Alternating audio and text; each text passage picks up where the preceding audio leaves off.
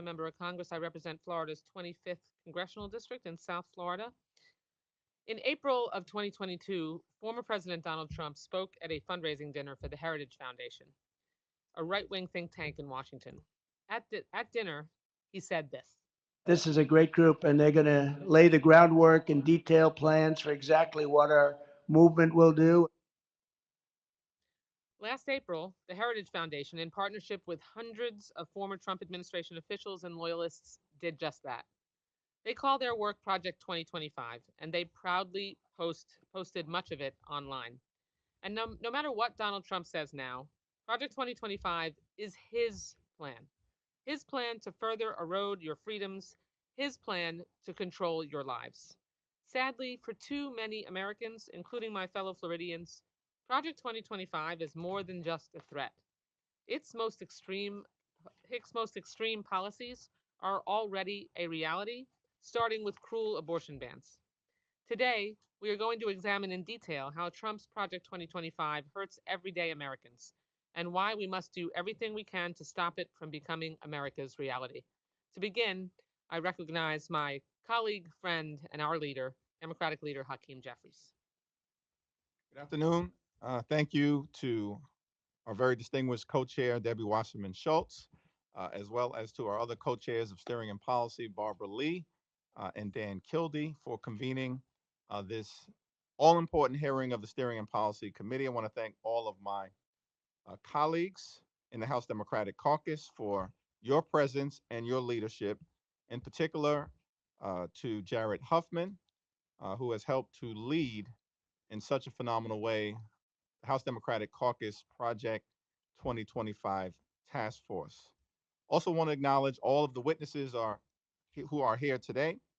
And thank you for your presence and for your advocacy. We are inspired by your strength and grateful for your presence here today and your willingness to tell your stories to Congress and to the American people in such a compelling fashion.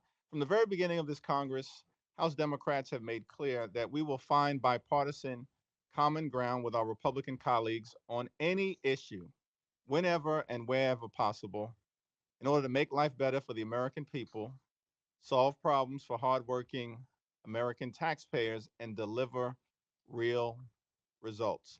At the same time, we've also made clear that we will push back against Republican extremism whenever necessary. And we have repeatedly been called upon to do just that. House Democrats will continue to put people over politics and to fight for lower costs, to grow the middle class, and to defend our freedom, particularly a woman's freedom to make her own reproductive health care decisions. But while House Democrats are putting people over politics, extreme MAGA Republicans are putting Trump's Project 2025 over the best interests of the American people. When it comes to exercising total control over the lives of the American people, extreme MAGA Republicans don't simply have concepts, they have a plan. It's a detailed plan. It's a 922-page plan, and it's called Project 2025. It's a dangerous, diabolical, and dastardly plan that, if implemented, would destroy our democracy as we know it.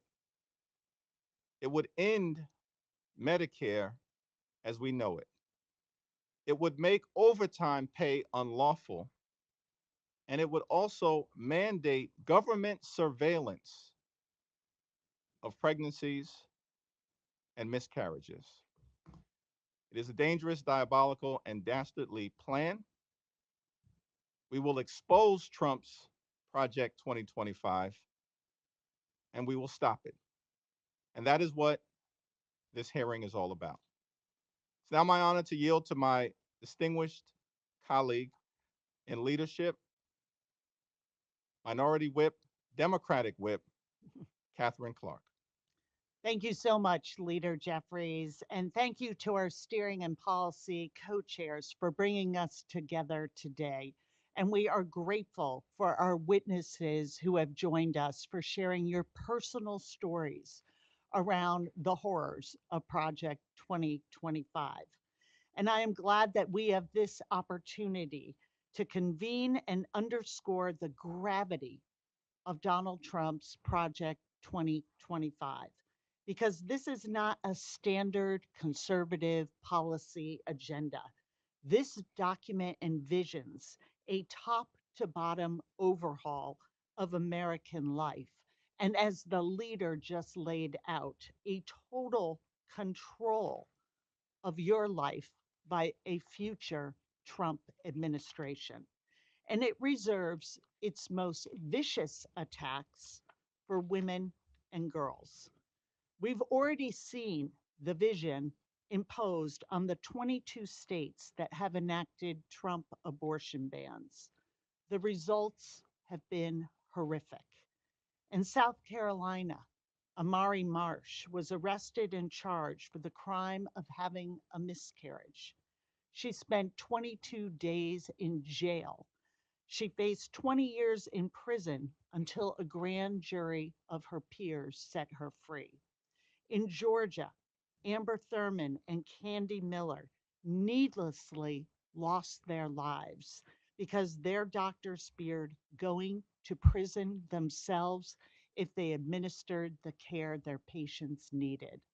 And these are just a few of the women who have been affected. Project 2025 would take these Trump abortion bans nationwide with no exceptions for rape, incest, or even the survival of a patient. It would remove birth control options from insurance coverage. It would impose what it describes as abortion surveillance, monitoring women when they get pregnant. It would prosecute your pharmacist for mailing abortion medication. It would jail your ER doctor for saving the life of a pregnant woman. It would use every tool at its disposal to enforce state mandated pregnancy. And then, in a triumph of cruelty, it would make it harder to get by as a parent.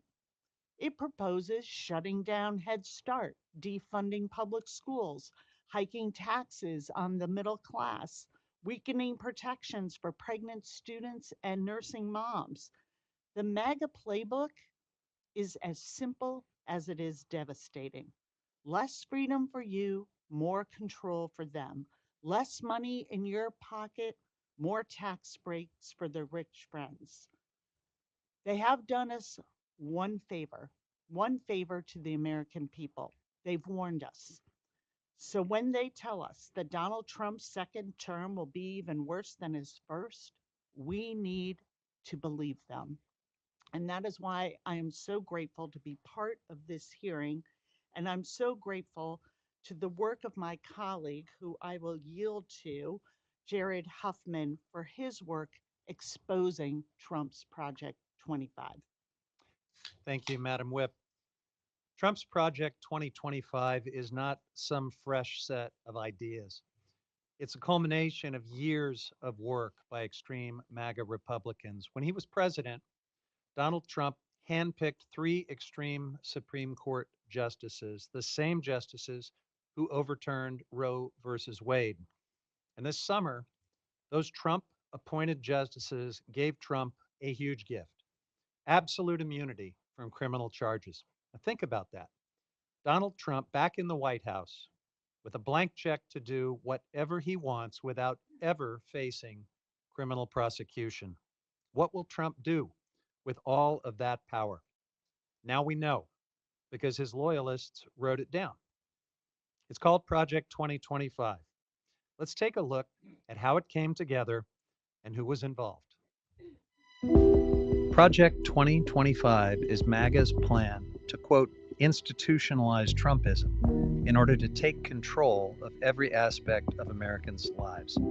It has 4 pillars, only one of which has been fully disclosed. That's Pillar 1, the 922-page manifesto laying out their plans to, and this is their words, not ours, take the reins of government.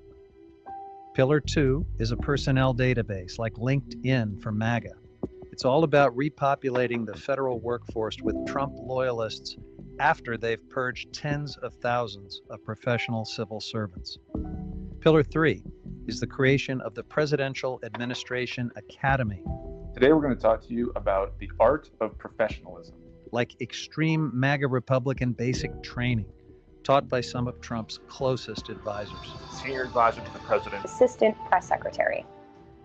And finally, Pillar 4, a secret 180-day plan to implement these radical policies agency by agency from the day Trump takes the oath of office. The Republicans know how unpopular these plans are, so they're doing everything they can to try and distance themselves from them. But the American people are not stupid. Extreme MAGA Republican members of Congress regularly appear on the radio show hosted by Heritage Foundation President and Project 2025 Mastermind Kevin Roberts. We've become friends, and he's also a longtime friend of Heritage. Scott Perry, thanks for making time. Well, I am honored, and I'm thrilled to be on the Dr. President Kevin Roberts show. It's awesome. Well, Kevin, thank you, and congratulations on your new position here at Heritage. They couldn't have found a better man. They even quote him on the House floor. I've never done this on the House floor before, but I'm going to read what someone else wrote about this bill. And this is from Kevin Roberts with Heritage Foundation. I want to commend them for what they said. We're delighted to be joined on this occasion by Acting Director Russ Vogt, who has really done a fantastic job. And perhaps most damning, the leader of this year's official Republican Party platform is one of the lead authors of Project 2025.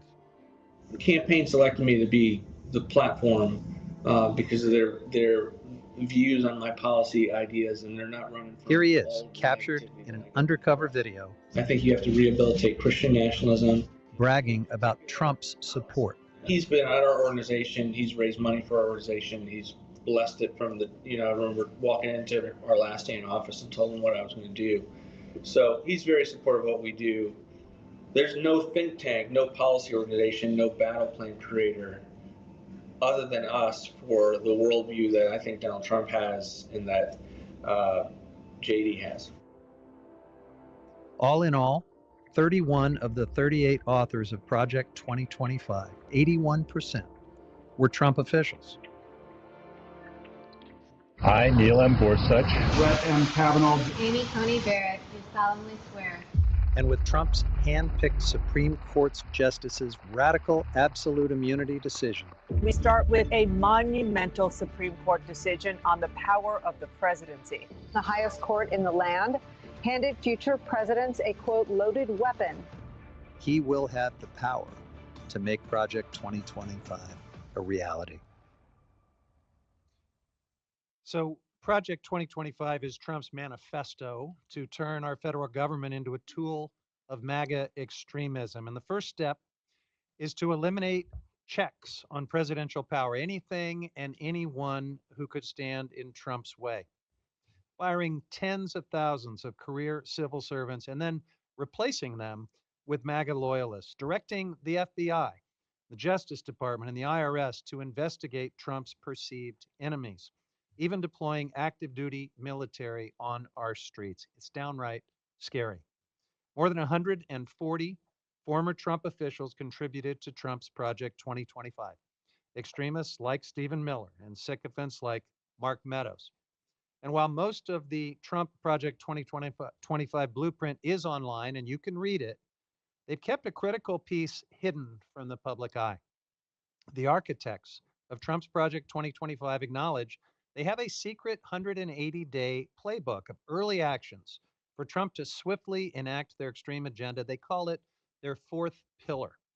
Why publish 922 pages of breathtakingly extreme proposals, but keep the implementation plans secret. We can only assume that Project 2025's secret fourth pillar for the first days and weeks of a second Trump presidency is even more alarming than the parts of Trump's Project 2025 that they were willing to publish.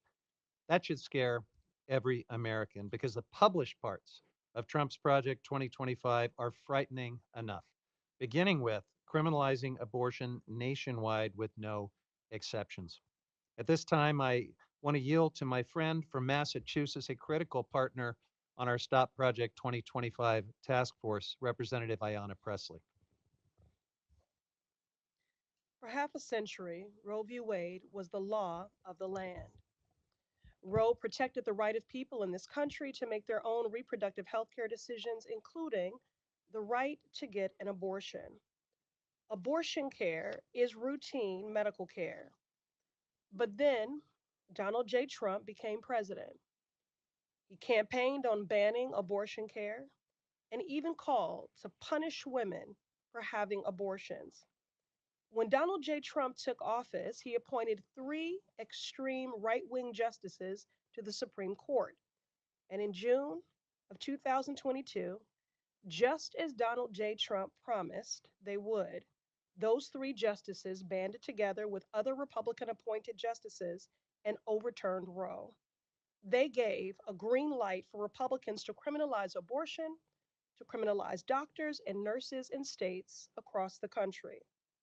Today, 1 in 3 women in America lives under a Trump abortion ban. The consequences are being felt by people across this country who are denied the care they need and by providers who can no longer care for their patients, and we will hear from some of them today. Donald J. Trump's campaign to end Roe was a devastating, decisive step in a decades-long Republican effort to make it impossible for women to get reproductive health care. And while Republicans are now trying to run away from the consequences of their extreme agenda, they were jubilant the day that Roe was overturned and even promised to take it much further. There's no right to abortion in the Constitution, and thankfully the Supreme Court finally said that decisively. Thanks be to God. Mr. Speaker, let me first say God bless the United States Supreme Court. And God bless President Trump for the people he selected for our highest court. First, thank you to the Supreme Court for removing the curse of abortion. I am so incredibly grateful and gratified that the Supreme Court has finally overturned Roe versus Wade. Today's historic Supreme Court decision is a victory for the sanctity of life. But the work just begins now to go and protect life even more, because the Supreme Court's decision overturning Roe v. Wade, correcting that flawed decision, finally allows states and Congress to protect life in ways that we never were able to for the last 50 years. Republicans will not stop until abortion is criminalized nationwide. After all, just 6 pages into the more than 900 pages of Trump's Project 2025, it says, quote, "The Dobbs decision is just the beginning," unquote. And we just saw how they celebrated the Dobbs decision. I yield to my friend from Pennsylvania, Ms. Scanlon. Thank you. The consequences of Trump abortion bans across the country have been devastating. In December, ABC News gathered 18 women who had nearly died due to the laws that have taken effect since Roe v. Wade was overturned. Each one is uniquely heartbreaking. Here are just 3. I found out at 23 weeks that she wasn't going to survive.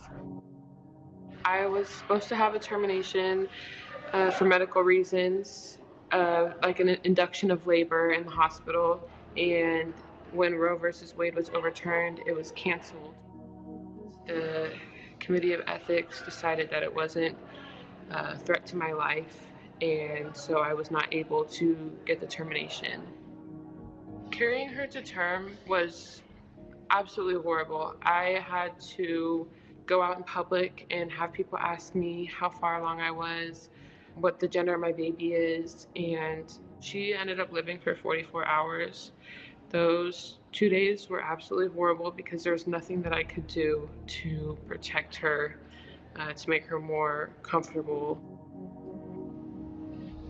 My milk came in the day after she passed, and I had no baby to feed. The most painful reminder that my baby was gone. I struggle with anxiety every single day now. My body is constantly in fight or flight mode. After watching a piece of my heart die, I'm not me anymore. Within hours, I was showing all signs of sepsis. The doctors needed to start inducing me immediately. However, they were unable to because of Texas abortion laws. Our doctor, our nurses were crying at my bedside, wishing they could do something with blank stares on their faces because they literally couldn't do anything until the blood work showed that I was dying. She's literally dying inside of me as I lay on the bed going septic. All I'm thinking is, well, I'm at the hospital, right? I'm okay. I won't die because I'm at the hospital. And I looked at my husband, and that was when reality hit me, because he's looking at me and he's saying, no, babe. No, I don't think you're understanding what the doctor is saying. And what would my Republican colleagues say to these women? Hear them in their own words. I would like to state for the record, abortion is not health care in any way. Abortion is not health care. It is murder. Yesterday, I introduced the Abortion is Not Healthcare Act. Abortion is not health care.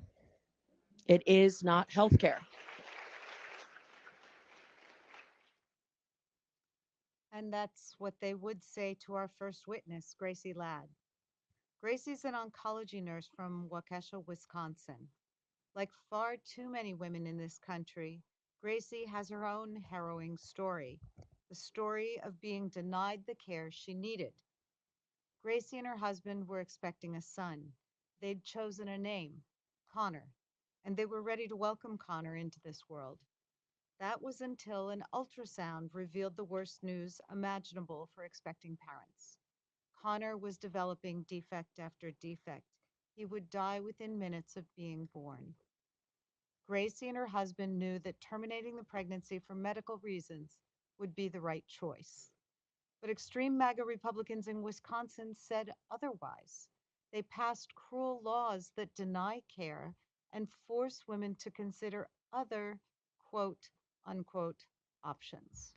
What options exactly? It wasn't Gracie's choice that her pregnancy was incompatible with life. She wanted to carry Connor to term. She wanted her son. But circumstances beyond her control made it clear that the most loving and compassionate decision was to terminate the pregnancy. And because of the Trump abortion ban in her home state, Gracie and her husband were forced to travel to Illinois to get the care that she needed. Trump abortion bans make it harder for every woman to get necessary care.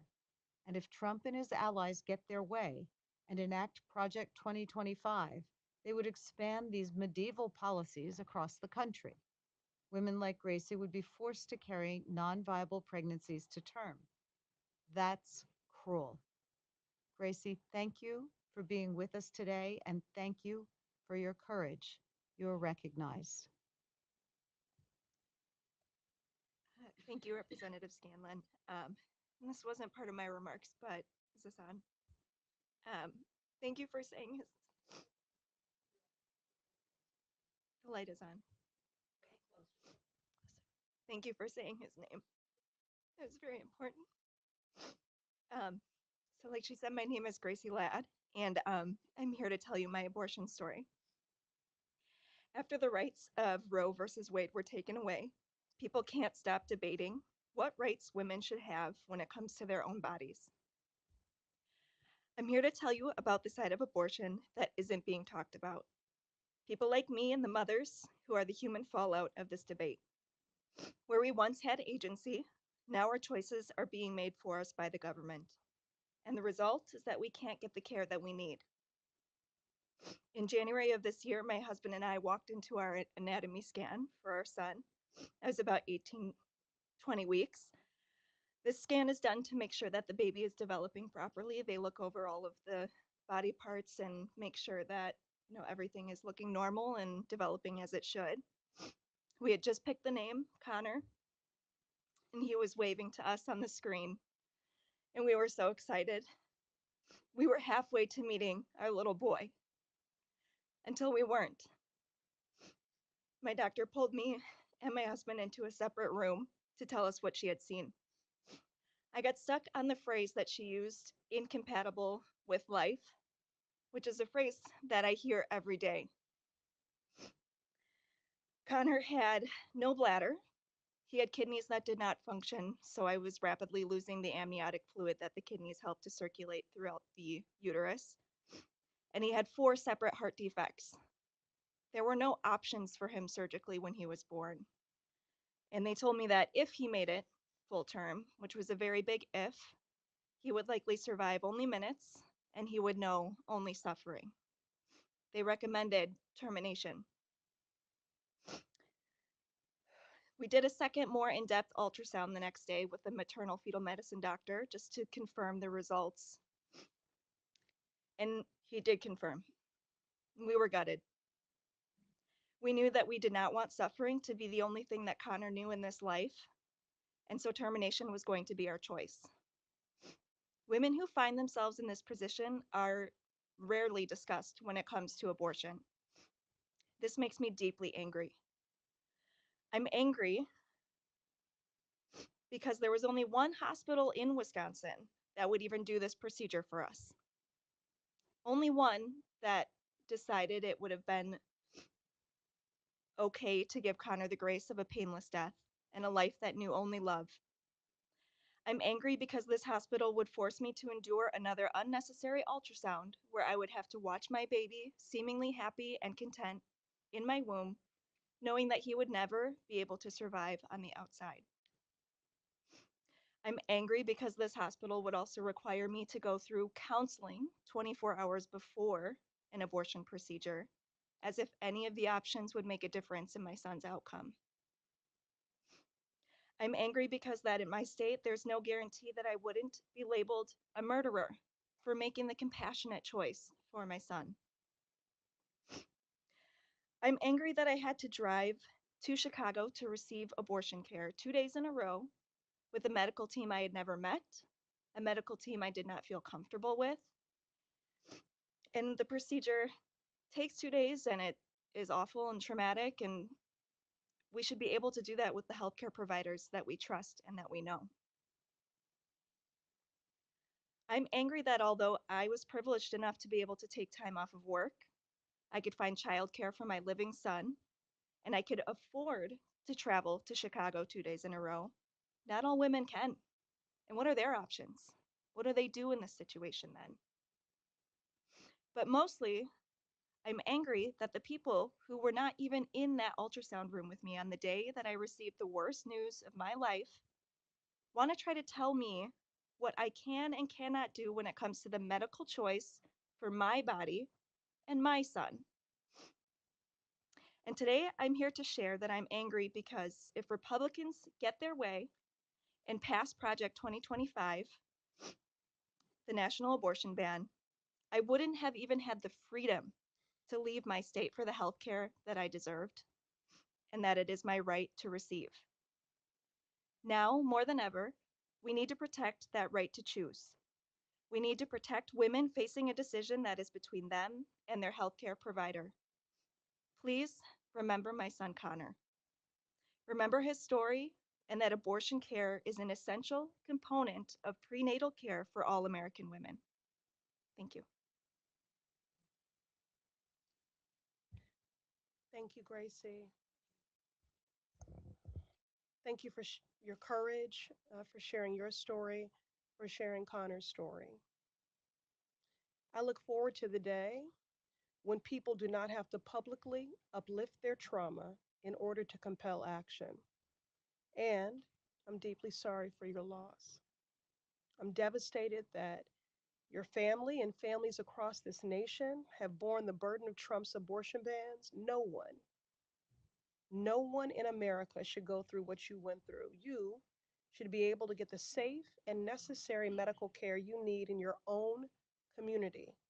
We must restore reproductive freedom so what happened to you never, ever happens again. Women have already lost their lives. It is heartbreaking. The last few days, I've been thinking of one woman, Amber Nicole Thurman, a 28-year-old mom from Georgia. Amber was a dedicated mom to her 6-year-old son. Every chance she got, she took her son to petting zoos, to pop-up museums, and on planned trips like one to a Florida beach. The talks I have with my son are everything, she posted on social media. She loved her family deeply. Trump appointed justices overturned Roe v. Wade on June 24, 2022. Georgia began enforcing its abortion ban that very same day. In August, Amber had a medication abortion in another state. She then went back home to Georgia. Abortion pills are very safe. On rare occasions, they require a follow-up surgical abortion if the body has not expelled the tissue fully. That is what happened in Amber's case. She developed an infection, one that could have easily been treated with a routine procedure called a D&C. But under Georgia's abortion ban, a doctor performing that procedure could go to prison for 10 years. So when Amber shows up at the hospital, the question on doctors' minds isn't just how they can best care for Amber, it's also what they have to do to comply with Georgia's draconian law and to stay out of jail. That's never a choice that doctors should be faced with, but that's exactly what happened in the case of Amber Thurman. On August 18th, Amber's infection reaches a boiling point. She's vomiting blood. Amber arrives at Piedmont Henry Hospital in the city of Stockbridge at 6:51 p.m.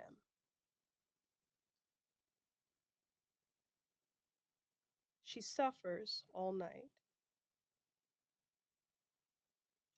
She suffers all night. By 5:14 a.m., her vitals are dire, and Amber runs the risk of bleeding out. At 6:45 a.m., 12 hours from when she first arrived at the hospital, Amber is moved to the ICU.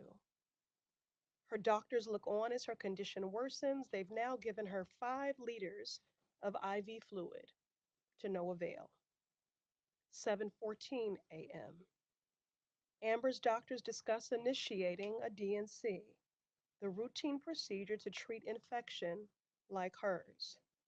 Nothing happens. At noon, now 5 hours after Amber was moved to the ICU, a specialist reports that her condition is deteriorating. We are now 17 hours from when she was first admitted. 2 p.m.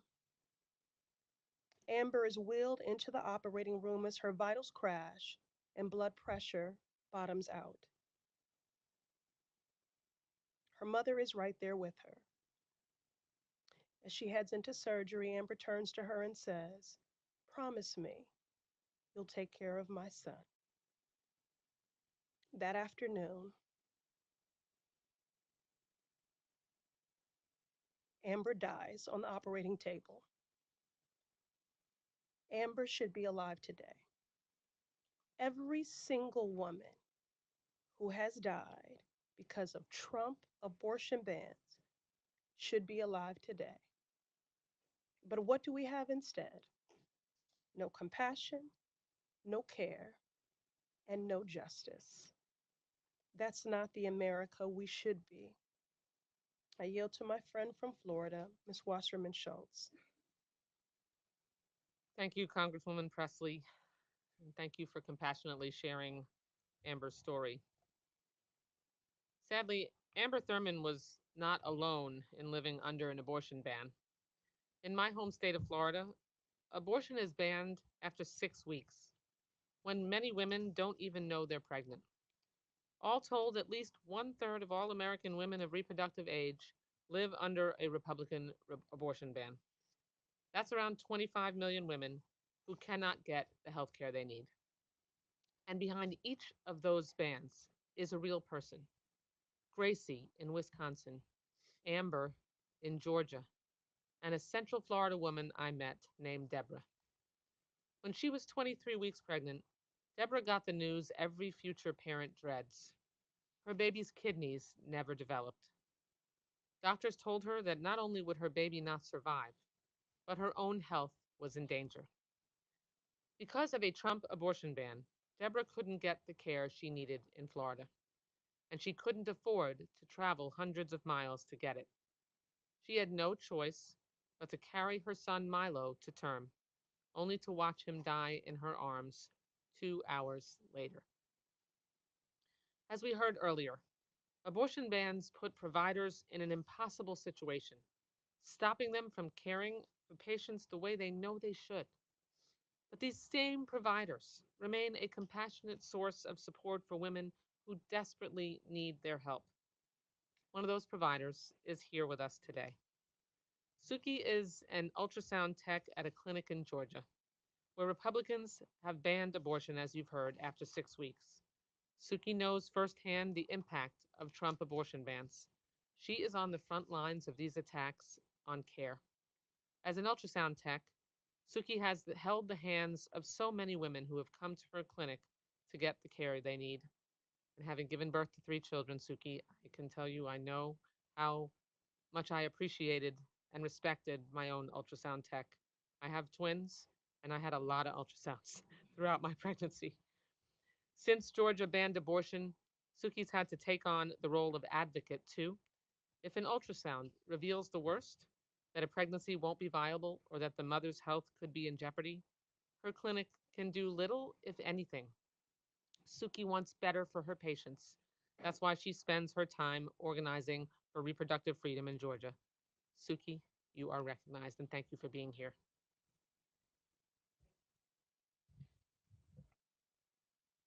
My name is Sakari. Most folks call me Suki. I have been an ultrasound tech for the past 20 years, sharing some of the most vulnerable, joyful, and also harrowing moments of people's lives. I have worked in multiple hospitals, OBGYN offices, and private practice. It wasn't until I started working in an abortion clinic that I truly found my community. I wake up every day loving what I do, knowing I make a difference each and every day for the people to whom I give care.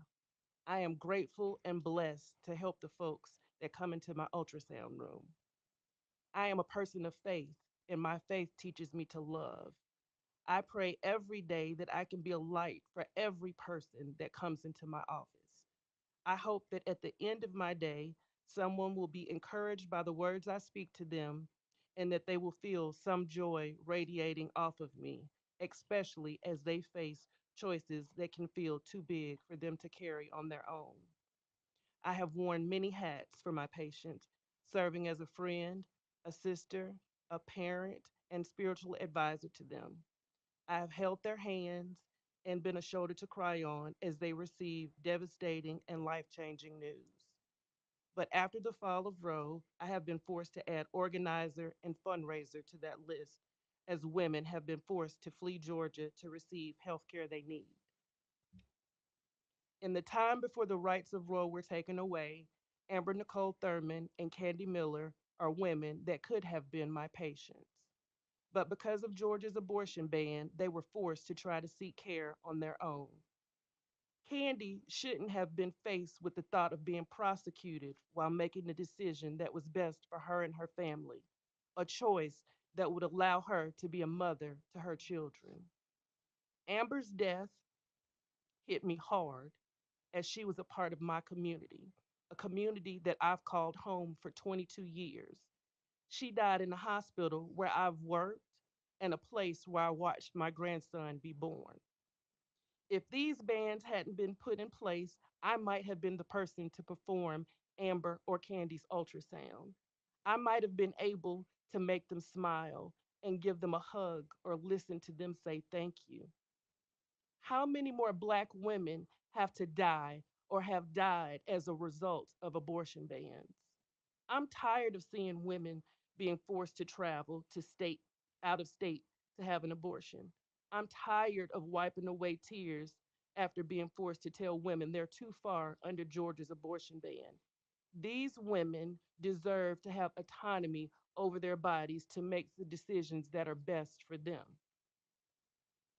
Since the fall of Roe, I have been faced with anxiety. My anxiety comes from patients I scan with potential life threatening conditions like ectopic pregnancies.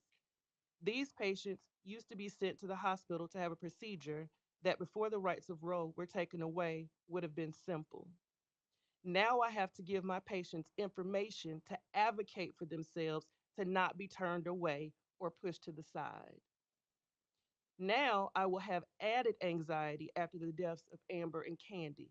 If I scan a patient with retained tissue and they need to be seen in the hospital, will they get the care they need or will they die?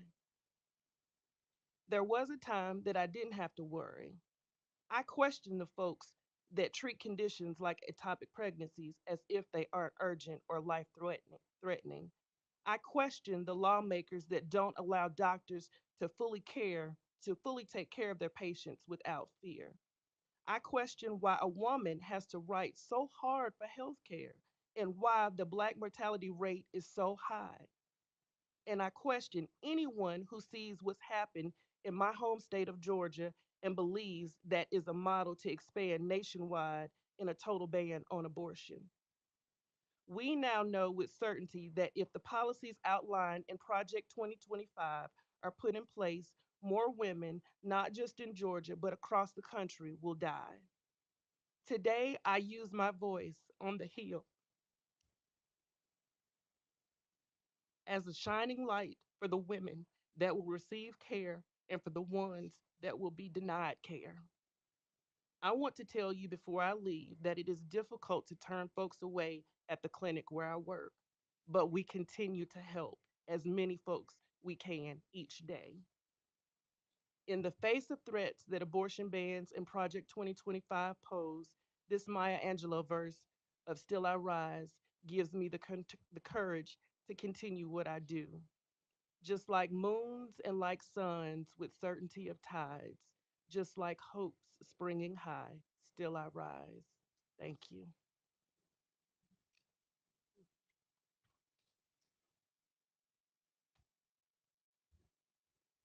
Thank you so much.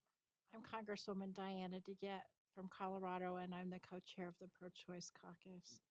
And I have to say, when all of us have to sit here and hear this, it makes us so grateful to both of you for your courage. And it also makes us so sick that you have to come here and talk about these things, Gracie, particularly the hardest thing you and your family ever went through, that you had the courage to come here and tell us that today. On behalf of Connor, on behalf of your family, thank you. It's not easy and it's going to be so impactful. And Suki, thank you for coming to talk to us about how you didn't just go along with this, how you've been empowered to help your patients.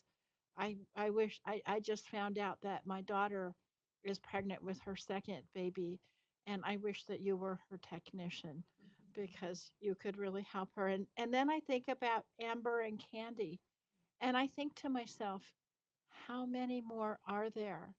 We don't even know their names. We speak their names.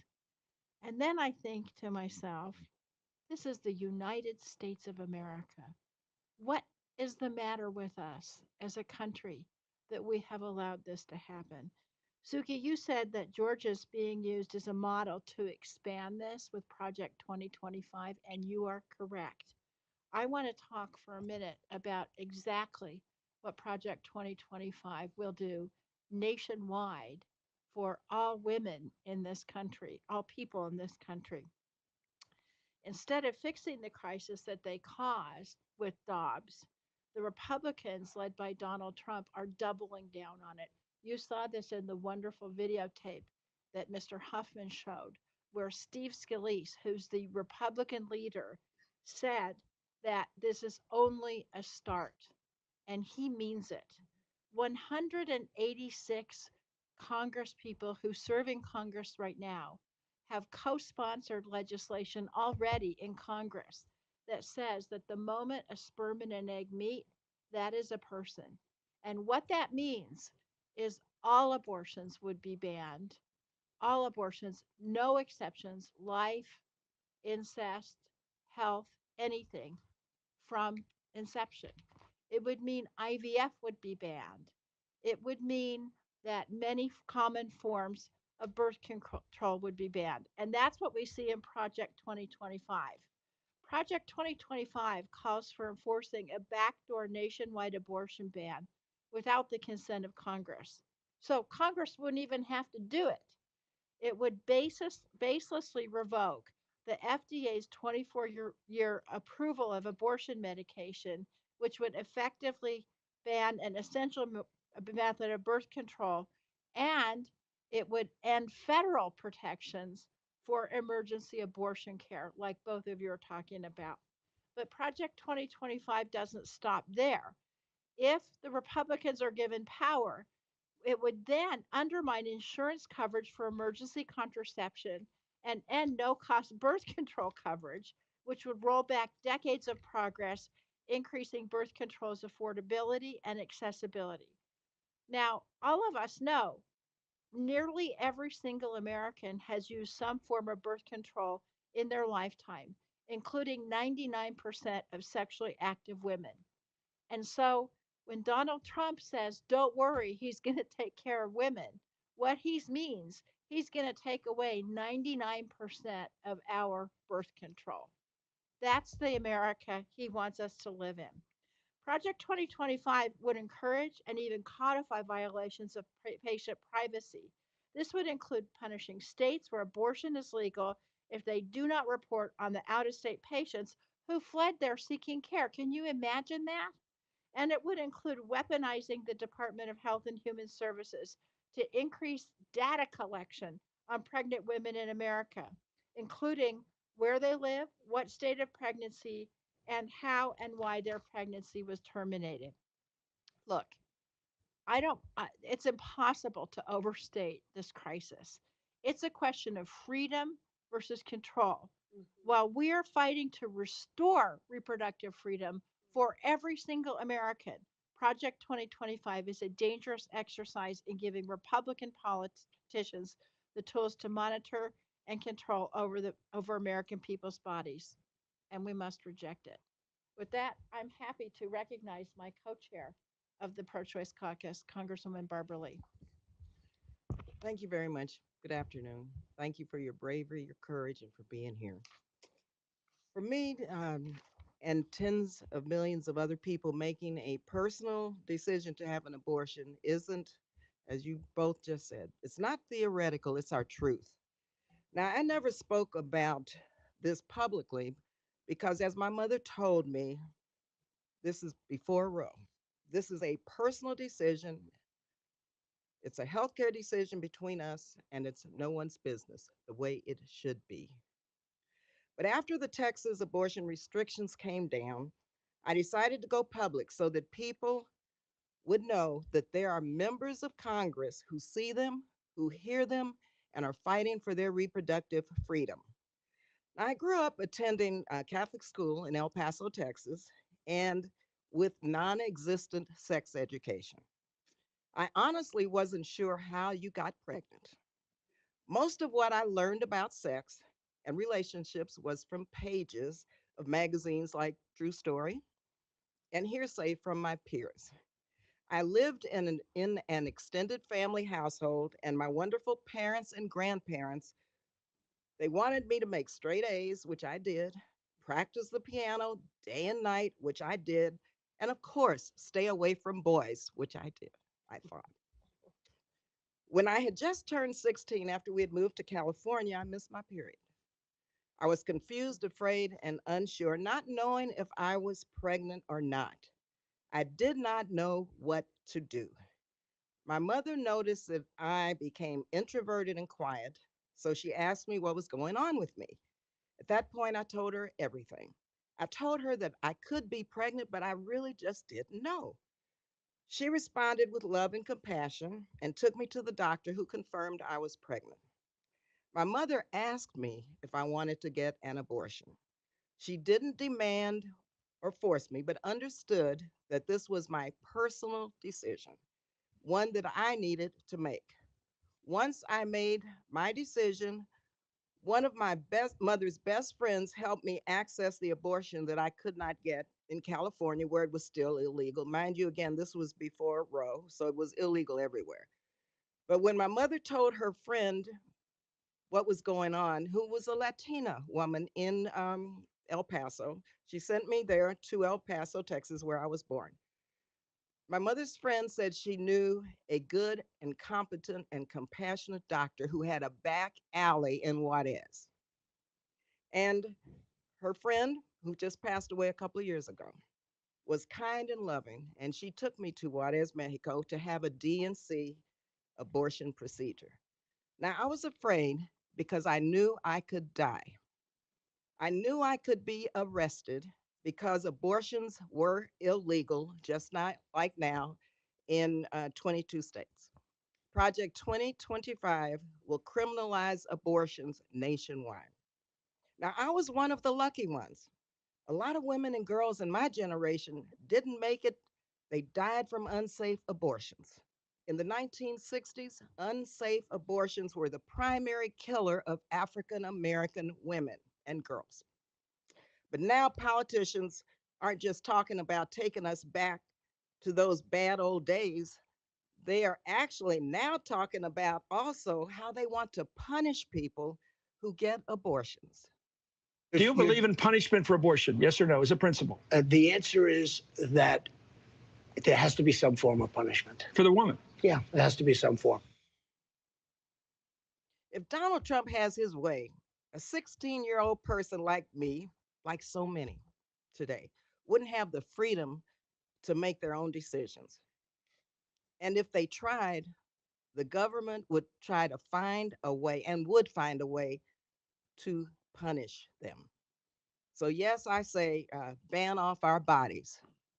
Ban off our bodies. We cannot and we must not go back. I yield now to my colleague from Wisconsin, Mr. Pocan. Thank you, Barbara. Trump's Project 2025 isn't just a war on women, it's a war on every American worker and the middle class. When he was president, Donald Trump put billionaires over the American people. He passed a tax scam that cut taxes for the top 1% while doing next to nothing for hardworking families. He pushed funding cuts that would have slashed services that middle class families depend on.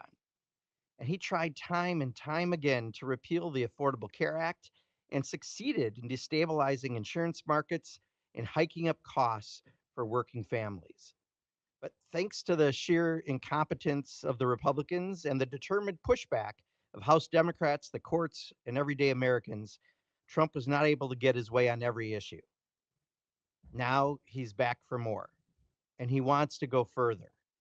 Trump's Project 2025 is his plan to eliminate overtime pay for America's workers, raise taxes and costs on middle-class families, and tell us how to live our lives. And as always with Trump, that's something that starts with targeting Americans' affordable health care. I yield to my friend from California, Dr. Ruiz. Thank you, Mark. As an emergency medicine physician, I know firsthand how important it is that the communities I serve have access to quality, affordable health care. That's why it's so concerning that Trump's Project 2025 takes direct aim at healthcare for tens of millions of Americans. But this isn't the first time the extreme House Republicans have targeted our care. It's the same old story. The GOP is obsessed with repealing the Affordable Care Act. We promised that we would repeal and replace Obamacare. And that's exactly what we're going to do. Well, this has been a very productive week in the House as we continue our efforts to repeal and replace Obamacare. After this morning, the resolve of our conference to repeal Obamacare and replace it has never been stronger. It's why I and many of my colleagues did as we promised and voted to repeal this failed law. We will be able to immediately repeal and replace Obamacare. Have to do it.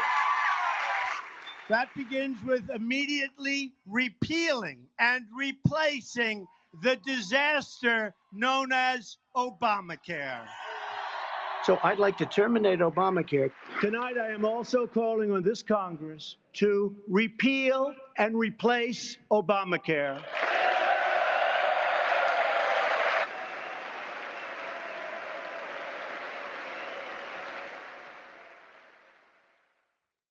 So many of you heard 2 weeks ago when Donald Trump said he has a concept of a plan about health care. I can tell you what that plan is.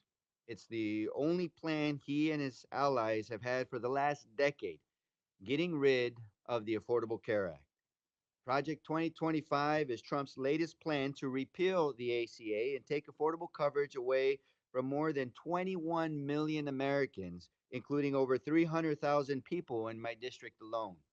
It would add lifetime caps on Medicaid, threatening health care for another 18 million people. And it would let insurance companies once again discriminate against people with pre existing conditions, the same patients and now constituents that I serve.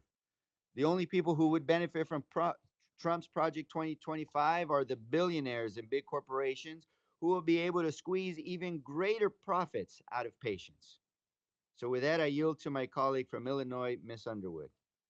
As one of the only nurses in Congress, to me, Project 2025's direct attacks on our healthcare are some of the most alarming parts of this 920 plus page document. This plan is extreme in the truest sense of the word. It calls to eliminate protections for people with pre-existing conditions like myself, proposes new taxes on people who get their health coverage from work, and would cause the cost of prescription drugs to skyrocket. To put it simply, Donald Trump's Project 2025 will make more Americans sick and leave them without the coverage they need to take care of themselves and their families. Few people understand these threats better than our providers, and I'm so pleased to be joined today by a fellow registered nurse, Vicki Gonzalez. Vicki has been an RN since 1986, and for the past 20 years, she has worked as a wound and ostomy nurse at one of our nation's largest hospitals, Jackson Memorial in Miami. Vicki has seen firsthand how the Affordable Care Act and Medicaid have brought high-quality, affordable care to so many people who previously couldn't afford to go to the doctor and instead ended up deathly sick in the emergency room. And Vicki knows how dire it would be for these people to once again have to choose between putting food on the table and getting the care that they need. Vicki, you're recognized. Thank you. Thank you, committee, and thank you for the invite. My name is Vicki Gonzalez, and I've been a registered nurse for almost 40 years, and at Jackson Memorial Hospital for 27 of those. I am also president of my union, SEIU 1991. I speak to you today on behalf of millions of nurses across our country who know how important it is for every person in our nation to have quality, affordable health care, and how attacks on the Affordable Care Act and Medicaid, like outlined in Project 2025, are attacks on the physical and financial health of our middle class. When people think of Miami, they often think of the glamour we see on TV, and certainly there is that. But Miami is a beautiful melting pot of cultures filled with middle class and lower middle class families who want to build better lives for their children and live the American dream. My family is among those. They came here from Cuba in the 1950s, and later I came along. I wasn't quite sure what I wanted to do after high school, but when a childhood friend mentioned he was going into a nursing program, I thought that sounded like a great career, and it has been. Upon graduation, all I wanted to do was work at Jackson Memorial Hospital. It is one of the largest public hospitals in this country, providing state-of-the-art care as a level 1 trauma center. We are also one of the top hospitals for organ transplants and cancer treatments. When no other hospital can fix you, Jackson can. Because patients come to us with serious injuries that other hospitals cannot handle, we see every day how just one accident can completely alter someone's life. Imagine you're having a barbecue with family and friends. You're laughing and joking, but then suddenly something goes wrong. The grill ignites and a fire breaks out. You are rushed to us covered in third-degree burns, and your life hangs in the balance. We stabilize you, but the pain is excruciating. You will spend weeks in our hospital covered in high-tech bandages. You feel very lucky to be alive and finally get to go home to your family. But the pain and the healing will continue at home for months, maybe years. Now imagine that as you struggle through recovery, a bill comes, then another and another. Soon you are drowning in medical debt that you have no hope of paying. How can you heal with the constant stress of financial ruin hanging over you? How can you recover physically when you know your family will never recover financially? Healthcare costs in the United States are some of the highest in the world, which is why having affordable health insurance isn't just important, it's essential. The Affordable Care Act provides that coverage to millions. This year, a record-breaking 21 million Americans signed up for insurance through the ACA marketplace. Now families who don't have or lose access to health insurance through their employer can get the care they need. The middle class cannot grow without health care and the ACA. That helps families build the better lives they dream of. But the ACA isn't just helping those who don't have access to affordable insurance before. It also provides important provisions that protect all of us. Project 2025's blueprint to weaken the ACA until it crumbles would take us backwards to a time of dollar limits on medical expenses and when having a condition as common as asthma meant you could be denied care. We cannot go back. As a nurse, I know just how important it is for patients with chronic conditions like diabetes and high blood pressure to have access to care and preventive treatments. Without that, a small complication can quickly escalate. Not only is that harmful to my patients, sometimes with devastating consequences, but it costs more on the back end to treat these conditions once they've escalated. Access to affordable health insurance and preventive care is also essential to addressing racial and ethnic health disparities, which improve our nation's overall health and economic prosperity. Policies put in place during the height of COVID help people maintain access to Medicaid coverage, which combined with the ACA narrowed the gap in uninsured rates between white people and people of color. It is also important to remember that when more people are uninsured, we all pay the price. I mentioned Jackson is a public hospital. That means we take care of everyone regardless of their ability to pay. But when uncompensated care is provided, those costs just shift elsewhere, putting pressure on everyone's insurance premiums, hospital budgets, and state and federal government. The more people who lack insurance coverage, the higher those uncompensated care's costs are. I want to end on a personal note. I am from the city of Hialeah in Florida. which also happens to be the second highest rate of ACA enrollments in the nation. I know what healthcare coverage means to my community and how being uninsured would hurt the financial stabilities of those families. There are too many families in our country who are still working toward being middle class, and too many families, middle class families, who are precariously middle class. Project 2025's attack on the ACA and Medicaid threaten our economic stability because we cannot grow the middle class without health care. We cannot build a great nation if its people are ill, and if every family is one medical emergency away from bankruptcy. Thank you. Vicki, for the work that you do in the community, and more importantly, for sharing your story and putting in such beautiful words what this means to people every single day. There is no better way to honor the work of nurses and doctors across the country than to ensure every American has quality, affordable health care, period. Buried in Project 2025 is a not so secret plan to eliminate overtime pay.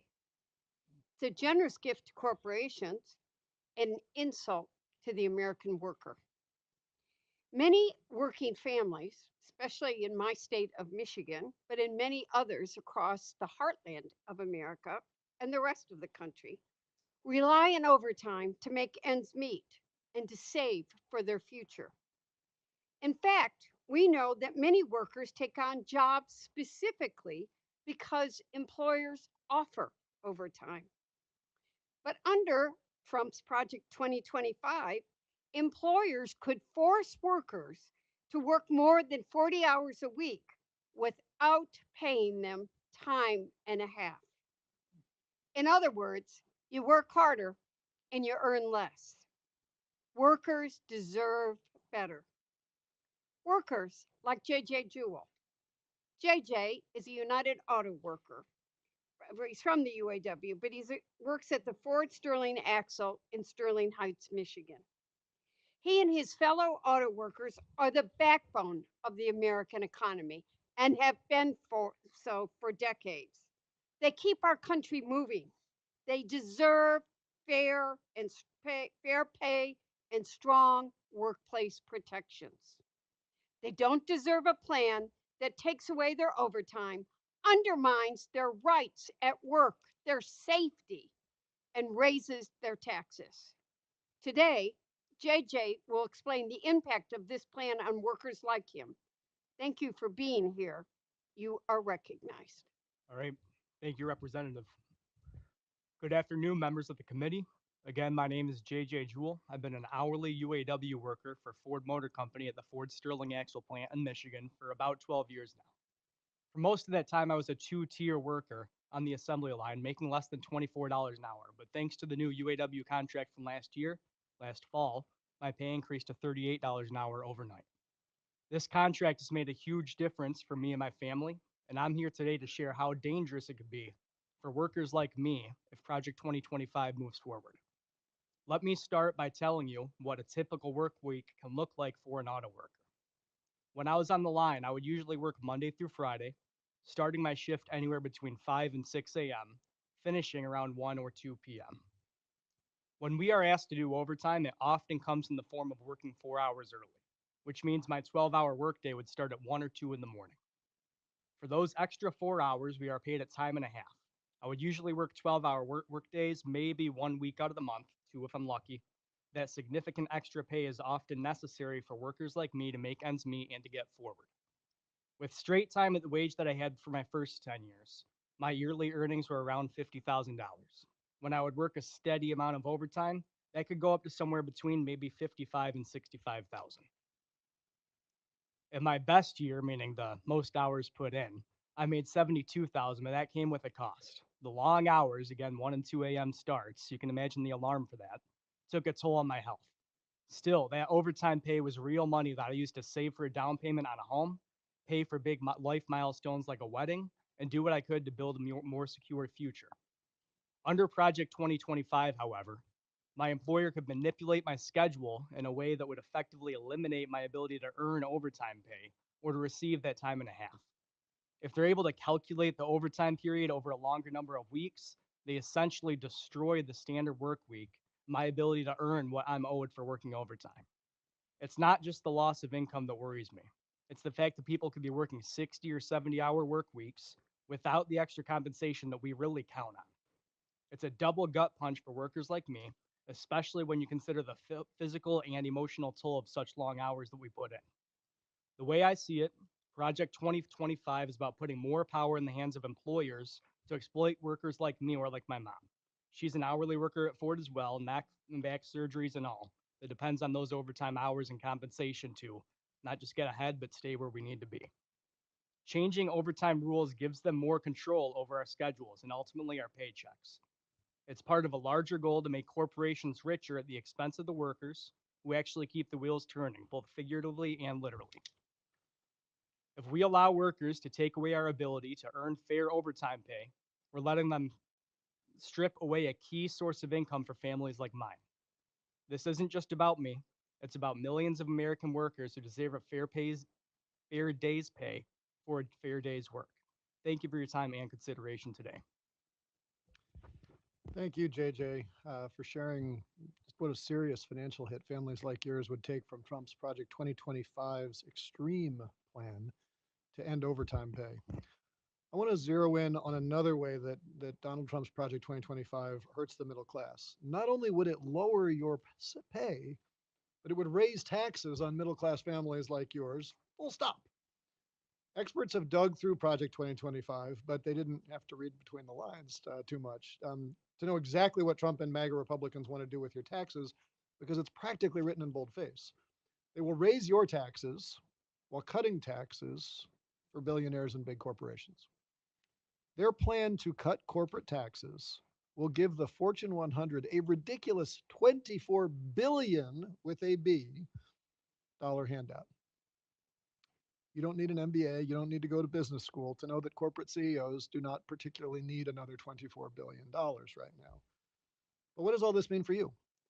They will raise taxes on the median family of four by $3,000 a year and by nearly $1,000 for a single person household. Let's take a look at a video to see what that means for your checking account.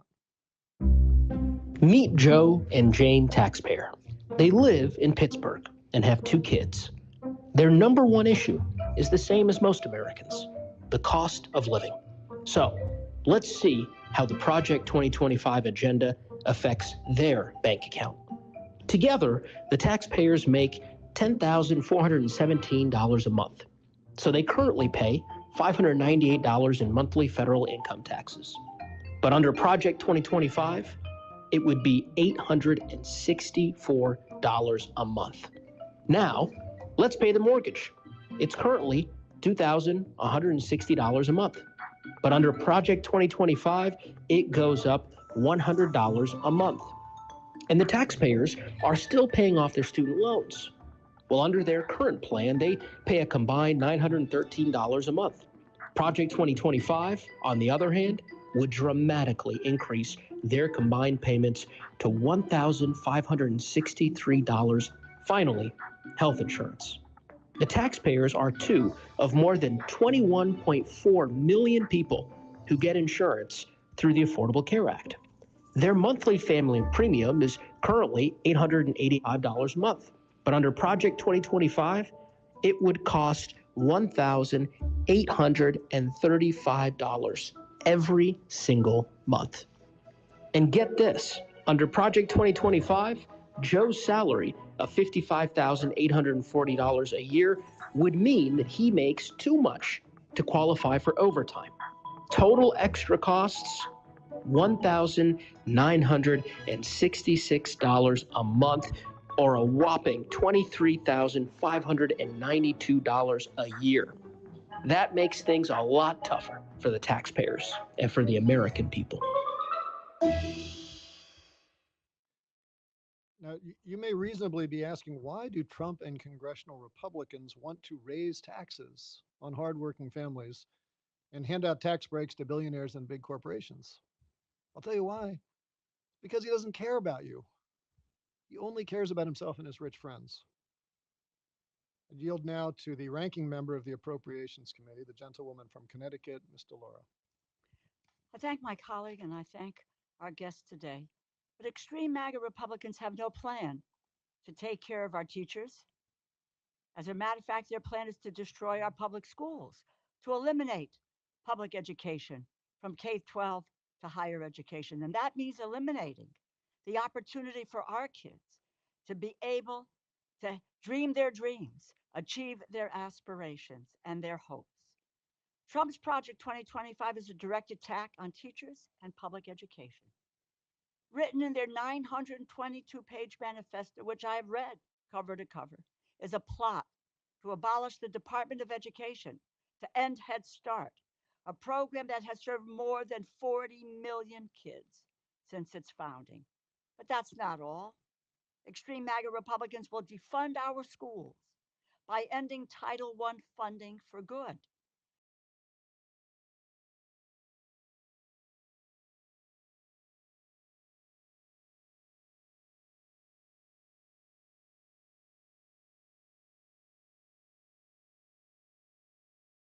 Implemented. Project 2025 will roll back protections for LGBTQI students. It will divert federal education resources to private school vouchers, privatize student loans, and end loan forgiveness. The end goal is the destruction of our public schools, making a quality education a privilege of the wealthy and the well connected rather than a right for every child in America. Trump's Project 2025 is just one terrible idea after another, and these extremists deserve a failing grade. You don't have to take this from me. Look at their proposed funding bills, which we are now considering. House Republicans wrote bills this year that follow Project 2025's lead by slashing investments in our children's education, which would be felt in every public classroom across this country. And please understand that this is not a wish list, it is a to do list. Joining us today is Rodney Fresh, a public school teacher in Detroit who teaches in a school where most of our students there qualify for free and reduced lunch. The harm Project 2025 will have for those kids is unimaginable. Rodney, thank you so much for being here. You are recognized. Thank you, Representative Delora, for inviting me to testify today. My name is Rodney Fresh Jr. I'm a second generation teacher from Detroit, Michigan. I am proud to follow in the footsteps of my mother, who dedicated 34 years of her career to the Detroit Public Schools, the same district where I currently teach ninth grade U.S. history, 11th grade world history, and AP African American Studies. I come here today as a proud educator who believes strongly in public education and its value in a democratic society. And I come here today to warn against the impact that Project 2025 will have on our public schools and their children and our kids. At its core, Project 2025 is a well funded attempt to privatize public education and kick the ladder of opportunity from under those who need it the most. Most of the students I teach are on free and reduced lunch. They will need every bit of help so they can excel, but Project 2025 would take a critical support away. Consider Project 25 would abolish the Department of Education. For my students, that means taking away the extra resources needed to succeed. Project 2025 would eliminate Title I and IDEA funding. This would decimate as many as 180,000 teaching positions, one of which my mother classified under. It would cause class sizes to balloon and hurt students like mine. Finally, eliminating the IDEA funding would make it impossible to meet the needs of students with disabilities. Project 2025 would scrap Head Start. This would shut off access to high quality early childhood education for students in Detroit and across the nation. It would also take away a lifeline many parents depend on to give their kids a real opportunity and fair shot at overcoming poverty, one my wife benefited from. And Project 2025 will censor classes like the AP African American Study class I currently teach. Teaching our nation's true history and shared history is critical, and I take this responsibility seriously. This class helps our students better understand the role African Americans have played in shaping our nation and the many challenges they face in doing so. Taken together, Project 2025 represents something sinister, a deliberate and calculated strategy to undermine public education. Why do they want to weaken public schools? If you ask me, it's because they fear what public schools do. The teaching of critical thinking, honest history, and tolerance because diverse, educated citizens threaten their power. So they're going after educational opportunity, they're going after economic opportunities, and they're going after equal opportunity. This is not the promise of America. We can and must do better for the sake of our students. I felt compelled to step out of my classroom and come here today to warn you about what's at stake for our students and community. We cannot, and I repeat, we cannot allow Project 2025 to dismantle public education and destroy such an essential pillar of our democracy. Thank you, Mr. Fresh, for your testimony. Project 2025 is 920 pages of crazy with deadly consequences. Let's recap what we've heard today. In the first panel, we heard from our witnesses about the devastating impact of Project 2025 on reproductive health care. In this panel, we heard that Project 2025 will eliminate the Affordable Care Act, Project 2025 will eliminate overtime pay, and Project 2025 will eliminate the Department of Education. I cannot think of a single middle class family or any family that will benefit from Project 2025. Trump's Project 2025 is extreme. It's going to result in higher costs, longer hours, and harm to our students. That's why we must do everything we can to stop Project 2025. And I just want to note that throughout this year and last year, House Republicans, through various pieces of bills that they've introduced and put on the floor, have tried to implement the ideas of Project 2025. And now I'd like to yield to the chairman of our House Democratic Caucus, Pete Aguilar. Thank you so much. Thank you, Vice Chair Lou. For years, Republicans have threatened the livelihoods of our seniors with a single policy goal. They want to cut Social Security and Medicare.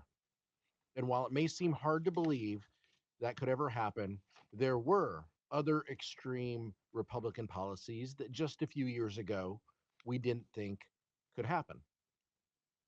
The fact that I was able to terminate Roe v. Wade after 50 years of trying, they worked for 50 years. I've never seen anything like it. They worked, and I was so honored to have done it. For 54 years, they were trying to get Roe v. Wade terminated, and I did it, and I'm proud to have done it.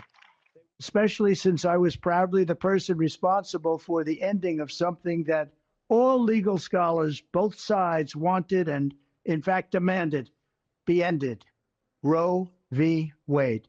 If Roe v. Wade can fall, anything can fall. Social Security can fall. Medicare can fall. With Trump's Project 2025, they put in writing a roadmap to finally make this goal a reality. And it's our responsibility to put a spotlight on their real plans if they take over.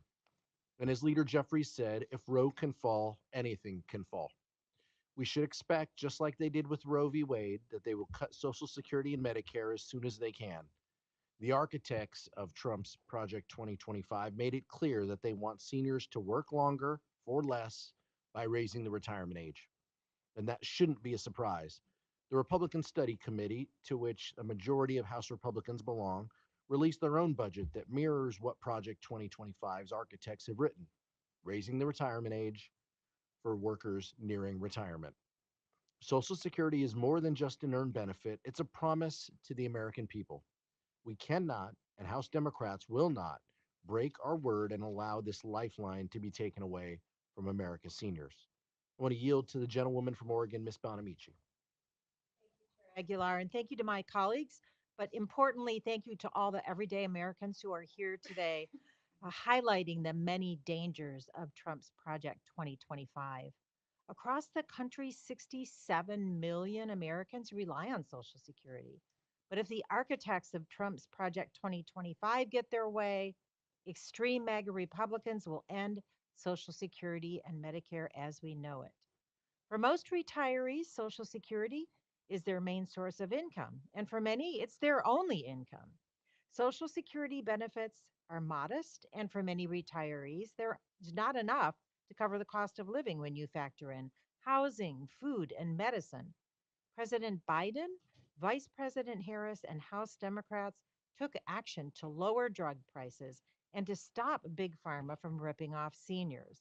And so today I am pleased to welcome a retiree from Stafford County, Virginia, Genevieve Grinkley. Genevieve is a mother, a grandmother, and a great grandmother. She spent her career serving others, including helping fellow Virginians find jobs. And now she is a retiree who counts on Social Security and Medicare for a dignified retirement. Thank you for being here, Genevieve, and you are recognized. Good afternoon, and thank you for the invitation to testify today. My name is Genevieve Grinkley. I am a lifelong resident of Stafford County, Virginia, and the proud mother of 3 children, a grandmother of 9, and a great grandmother to another 10. I spent 43 years of my life working, paying taxes, and contributing to Social Security. The last 11 years of my career were spent working for a nonprofit organization in Virginia, helping seniors find jobs if they decided to rejoin the job market after their retirement. I retired 10 years ago at the age of 65. In retirement, Social Security has been my sole source of income. Even with the monthly checks, Social Security is not enough to make ends meet. And while I am grateful for Medicare, it doesn't cover all my health care costs, including the insulin I need as a diabetic. To take care of my expenses and have a little bit extra to treat my grandchildren, I continue to work cleaning homes in Stafford and nearby communities. Every dollar counts. When I recently had to replace the roof on my home, I had to stretch every dollar to make sure I could get that urgent repair done. I'm not sure what I would done if I didn't have Social Security and Medicare. Literally, the roof might have caved in. Without Social Security, I don't know where I would be. And it scares me that my friends, who are just a few years younger than I, could lose their benefits if politicians raise the retirement age or cut monthly payments. My fellow Americans and I worked hard for our Social Security, and we don't deserve to have politicians threaten to take those benefits away.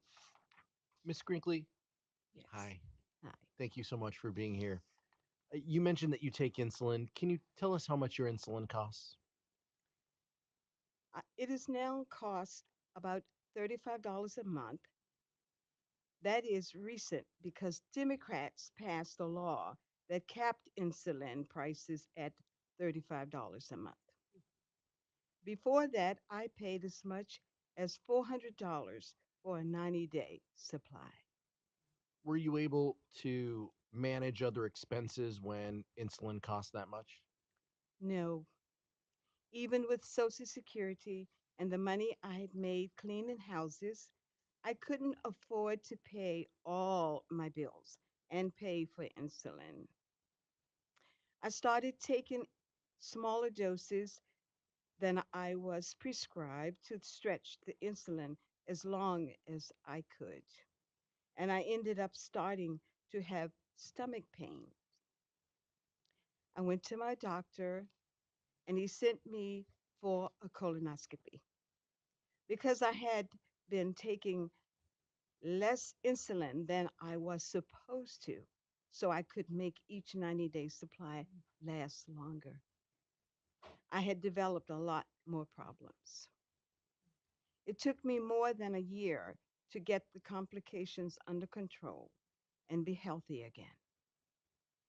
And I can't imagine going back to having to make that choice between what I can afford and what I need to do to stay healthy. Thank you so much, Genevieve, for sharing your story. And we absolutely agree with you that in a country as rich as ours, no one should have to choose between making ends meet and affording the medicine they need. As we just heard, Medicare is quite literally saving uh, a lifeline and saving our seniors. And the insulin price cap is saving Americans across this country thousands of dollars a year. But under Trump's Project 2025, Republicans would end Medicare as we know it. They would move seniors into expensive private plans and roll back benefits they've earned. And they would take away prescription drug cost savings House Democrats delivered, allowing drug companies to charge people like Genevieve whatever they want. For seniors like Genevieve and tens of millions more, that will mean worse care and going back to the days of rationing insulin. Our seniors deserve better than that. We cannot allow Trump's Project 2025 to become a reality. I want to yield to my colleague from Michigan, Mr. Kildee. Thank you, Chair Aguilar.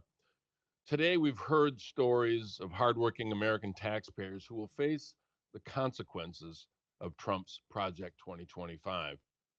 Some are facing those consequences already. Because of the actions of extreme MAGA Republicans over the last 2 years, some of our witnesses, like Gracie and Suki, are shouldering unthinkable burdens because of those extreme policies. And as Vicki told us, tens of millions of Americans, patients that she cares for, people in your lives, mothers, fathers, children, will lose their health care. As Michigan's own JJ explained, workers will be forced to work more than 40 hours a week without getting time and a half or any overtime pay whatsoever.